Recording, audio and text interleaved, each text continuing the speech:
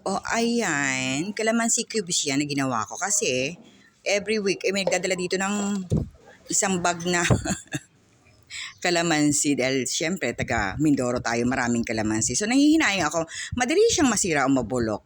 Kaya in-squeeze ko. Nilagay ko sa ice cube and then nilagay ko sa freezer. Ayan, dahan-dahan ko pang inilagay. At hintayin natin yung ma-frozen. Ito, meron din ako dito sa lagyan ng itlog. Oo, nilagay ko yan. Pure na ano yan ha, na calamansi juice. Ayan, tinatry kong iikot ito para malaglag na, idikit na dikit. So, hindi siya matanggal. Nag-struggle ako dito sa pagtatanggal. O, ayan. Para araw-araw, 3 cubes, meron na akong calamansi juice. Umiinom kasi ako ng calamansi juice without sugar. Puro lang, para may vitamin C, na maiinom. Hindi na ako kailangan bumili. So, ayan, sinundot ko na, kinalkal ko na para matanggal lang. So, ilalagay ko yan sa freezer para araw-araw, 3 cubes, ayan, ilagay ko, ayan, ganyan. 3 cubes yan, nilagdagan ko pa yan kanina uli.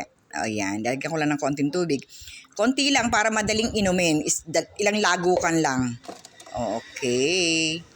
Okay, bye-bye!